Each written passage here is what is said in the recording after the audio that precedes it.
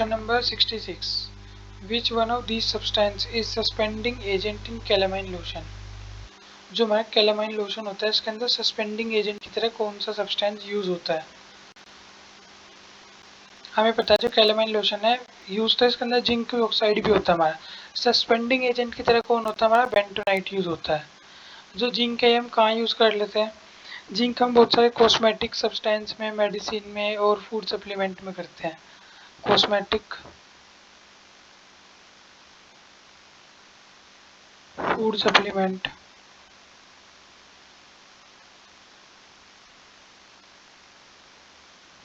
ऐसी जगह हम क्या करते हैं? जिंक का यूज इससे छोटा कर लेते हैं।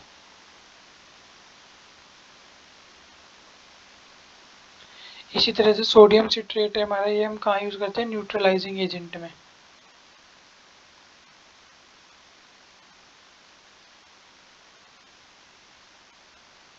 सोडियम सिट्रेट का यूज हमने क्या कर लिया? न्यूट्रलाइजिंग एजेंट में।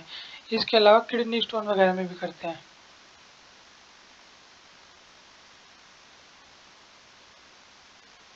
Next,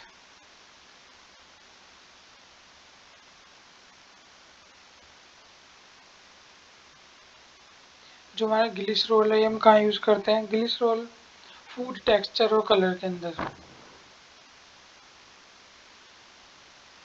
food texture and colour के अंदर हम क्या करते हैं? इसका यूज करते हैं। नेक्स्ट क्वेश्चन पे चलते हैं। Tweens are used in suspension as, जो ट्विन्स है ये सस्पेंशन में किस तरह यूज होते हैं? हमने यहाँ पे पता है, मतलब ट्विन्स के हमने दो तरह के पढ़ रखे हैं, ट्विन 20 और ट्विन 80, ये दो तरह के पढ़ रखे हैं ना। ये होते क्या है हमारे ट्विन? हम पढ़ चुके हैं ट्विन पहले भी। यहाँ लिखते हैं इसे। ये हमारे जो ट्विन है इन्हें बेसिकली हम बोलते क्या है? Polysorbate non ionic surfactant. क्या? पॉलीसोर्बेट नॉन आयनिक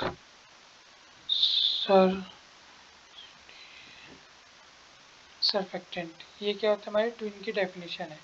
यही लिख लेते हैं, वहाँ ठीक नहीं लग रही। ये किस तरह यूज होता है? किसी भी सस्पेंशन के अंदर ये as a flocculating agent use होता है। फ्लोकुलेटिंग एजेंट मैंने बताए थे, जिसे नहीं याद है एक बार दोबारा देख लो। जैसे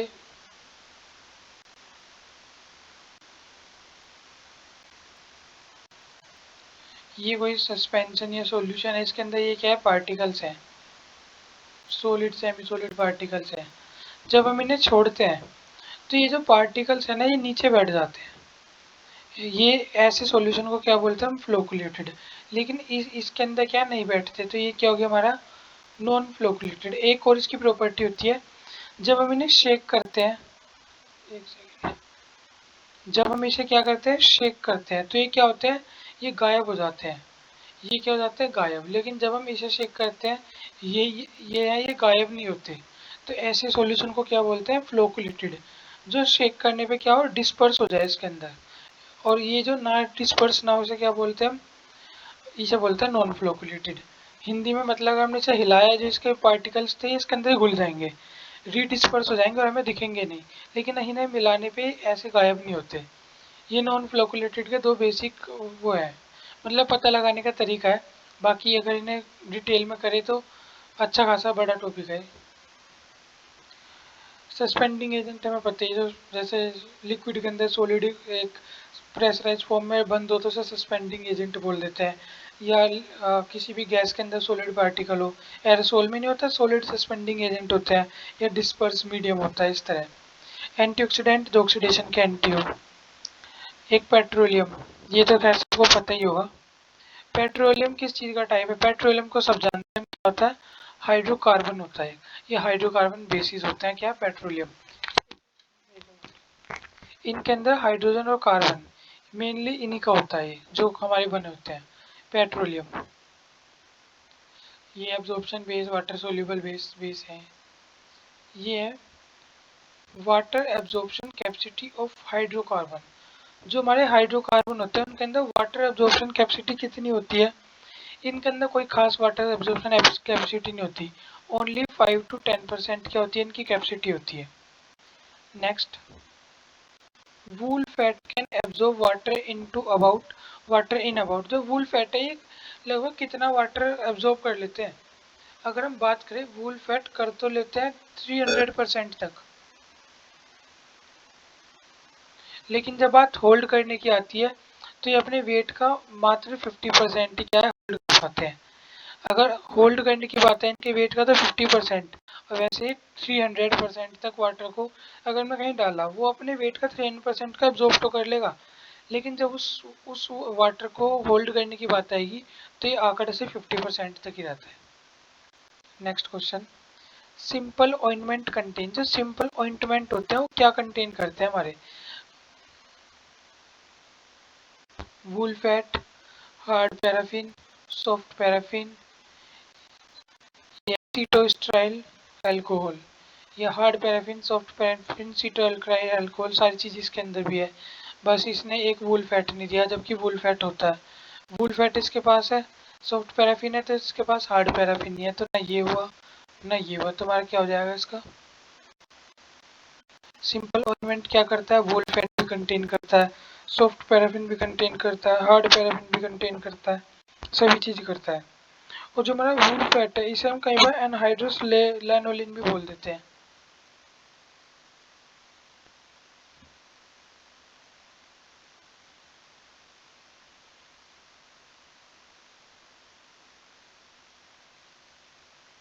ये कह लो इसका कंपोनेंट होता है क्या, एनहाइड्रस लैनोलिन। कई बार इस मतलब इसे बोल के भी इसे डिनोट किया जाता है। इमल्सिफाइंग ऑइंटमेंट इज अ, जो इमल्सिफाइंग ऑइंटमेंट है क्या है,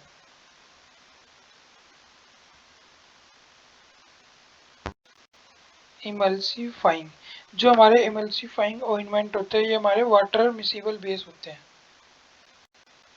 वाटर मिसिबल बेस का मतलब क्या हो गया, हमारा ऑयल इन वाटर। हमने पिछली क्लास में पढ़ रखा है ऑयल इन वाटर के एग्जाम्पल, तो अगर किसी को ऑयल इन वाटर के एग्जाम्पल पता है तो बता सकते हैं, मतलब अपने मन में ही सोच सकते हैं बताएंगे तो क्या, क्योंकि मिल्क और वैनिशिंग क्रीम होते हैं इसके। 2 मिनट सोच के और मतलब वीडियो रोक के सोच के अभी मैच कर सकते हैं। मिल्क वैनिशिंग,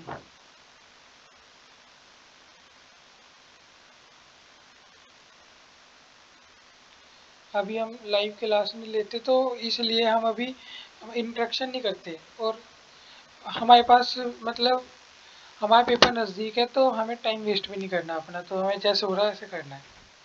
नेक्स्ट क्वेश्चन पे चलते हैं।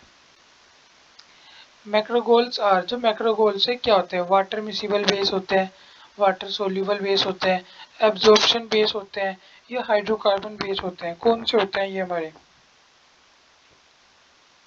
मैक्रोगोल्स, ये क्या होते हैं हमारे वाटर सोल्यूबल बेस होते हैं।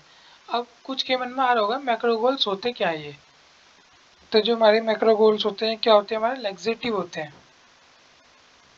लैक्सेटिव तो सबको पता होगा, लैक्सेटिव क्या होते हैं, लैक्सेटिव जो हमारे कॉन्स्टिपेशन वगैरह में यूज होते हैं, हमारे जो बॉयल मूवमेंटों से क्या करते हैं, एक तरह से बॉयल मूवमेंट होने में क्या करते हैं, मदद करते हैं, वही होते हैं। इन्हें पॉलीथाइलिन ग्लाइकोल भी बोला जाता है, क्या, poly, ETHYLENE,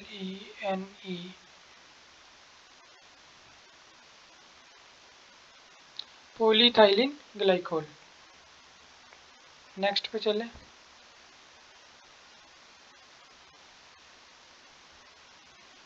ointment is prepared by sorry trituration बोल देते हैं, टाइट्रेशन, टिचुरेशन ही बोलेंगे इसे। ointment is prepared by trituration when solid medicament is, जो ऑइंटमेंट है ये प्रिपेयर्ड होता है किस प्रोसेस के द्वारा, टिचुरेशन प्रोसेस के द्वारा, टिचुरेशन प्रोसेस के द्वारा। जब सॉलिड मेडिकामेंट क्या होती है, बेस के साथ इनसोल्यूबल होती है, सोल्यूबल होती है, या पार्शली सोल्यूबल होती है, या क्या, जो हमारी सॉलिड मेडिकामेंट है ना ये मोस्टली इनसोल्यूबल होती है बेस के साथ। टिचुरेशन हम कब करते हैं, मतलब मैं मतलब एक बहुत बेसिक आइडिया लिख लेते हैं, व्हेन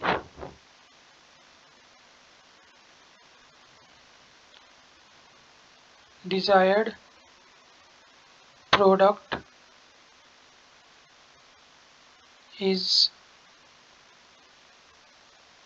insoluble with, जब सॉल्वेंट के साथ हमारा जो डिजायरेबल प्रोडक्ट है ये इनसोल्यूबल होता है, मतलब जो हमें क्या क्या कह सकते हैं, जब हमारा जो डिजायर प्रोडक्ट होता है ना इनसोल्यूबल होता है और हमारे सॉल्वेंट के साथ, तो हम क्या करते हैं टिचुरेशन प्रोसेस का यूज़ करते हैं और मतलब धीरे धीरे करके हम कैसे इसे मिलाने की कोशिश करते हैं। एक सिंपल सी भाषा में बात करें, इसके अंदर सॉल्वेंट है हमारा, इसके मान लो ये एक वो है, कोई भी एक कोई भी एक वो है कोई भी एक थिंग है, इसके अंदर क्या है मिनरल्स भी है इम्प्योरिटी भी है।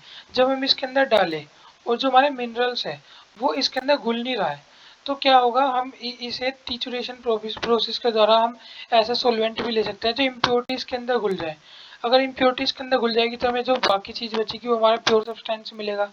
ये इसका वाइस वर्सा भी हो सकता है।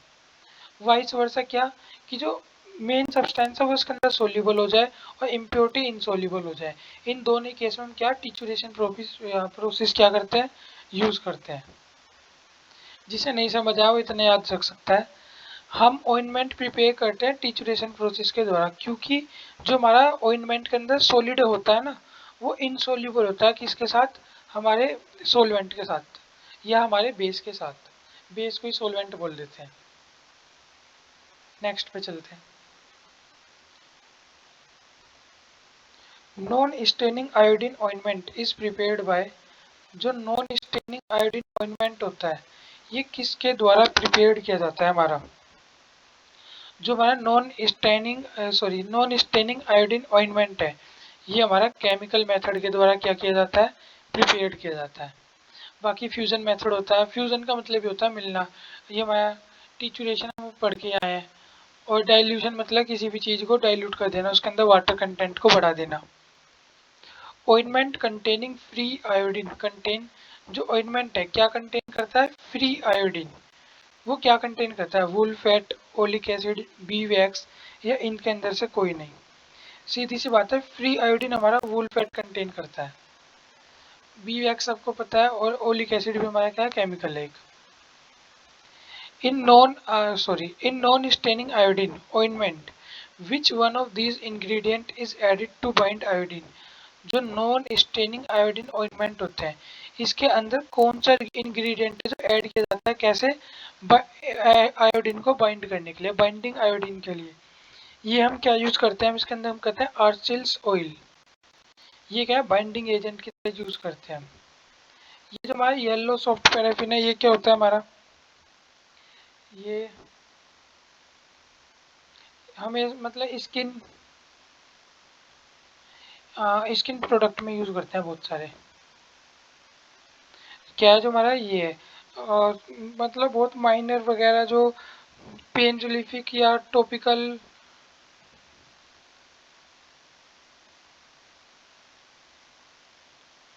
प्रिपरेशन या pain relief,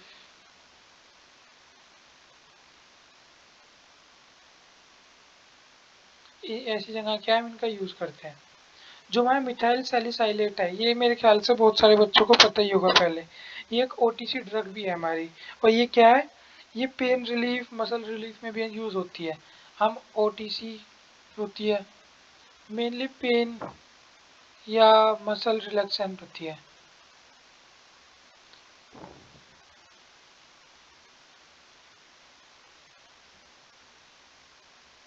none of the above आप अपना आप देख लेना।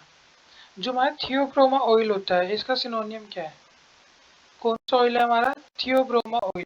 इसे हम कोका बटर के नाम से भी जानते हैं। और सबको पता होगा जो हमारा ये कोका बटर है कहाँ है, ये फ्लेवरिंग एजेंट हुआ चॉकलेट हुआ ऐसी जगह क्या हमारा ये यूज होता है क्या कोका बटर।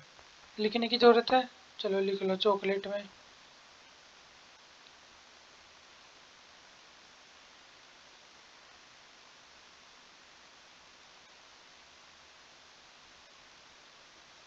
चॉकलेट प्रिपरेशन हुआ फ्लेवरिंग एजेंट हो गया।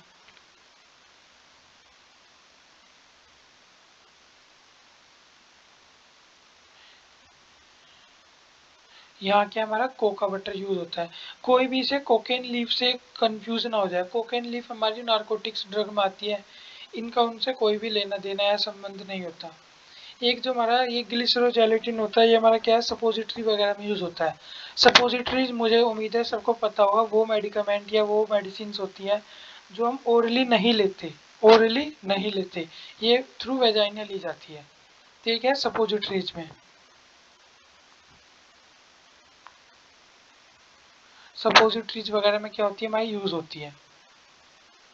जो हमारा ये होता है पेग, इसकी फुल फॉर्म होती है परटेनियस, ये मतलब परकुटेनियस। ई से होता है हमारा एंडो परकुटेनियस ई से क्या होता था हमारा, परकुटेनियस एंडोस एंड क्या था इसका, इसकी फुल फॉर्म मेरा भी ध्यान नहीं है, इसकी फुल फॉर्म ऐसी है, मतलब परकुटेनियस एंडोस था, मेरा भी ध्यान नहीं आ रहा, शायद एंडोस्कोपिक, परकुटेनियस एंडोस्कोपिक गैस्टोमी कुछ ऐसी करके थी। I am really sorry sorry, मतलब फिलहाल मुझे इसकी फुल फॉर्म याद नहीं है। आप इसे या तो मैं इसके कमेंट में कर लिख दूंगा इसकी फुल फॉर्म, या आप इसे एक बार नेट पे सर्च कर सकते हैं, मैं इसकी कमेंट में लिख दूंगा। जो इसका यूज़ है, जो पीईजी पैग है, इसका हम यूज़ कहाँ करते हैं, इसका यूज़ सर्जरी वगैरह में करते हैं, और कई बार फीडिंग वगैरह में भी यूज़ होता है इसका। फीडिंग वगैरह में भी क्या करते हैं, जो फीडिंग ट्यूब्स होती है इसके अंदर भी इसका यूज़ होता है, और सर्जरी वगैरह में भी हम क्या करते हैं, इसका यूज़ करते हैं।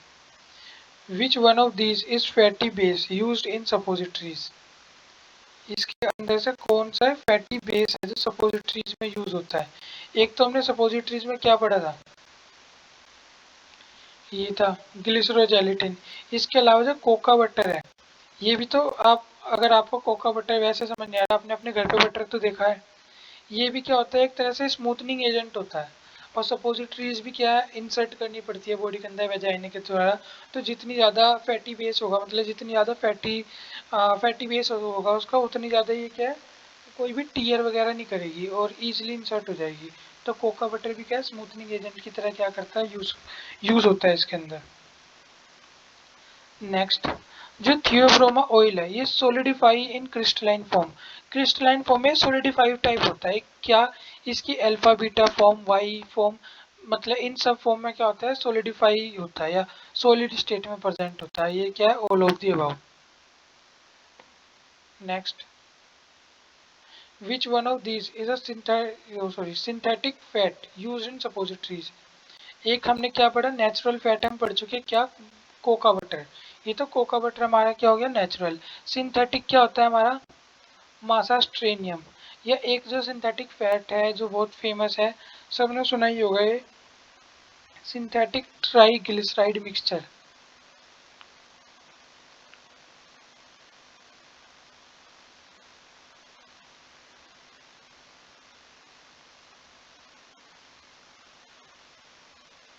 ये क्या हमारा एक सिंथेटिक फैट है।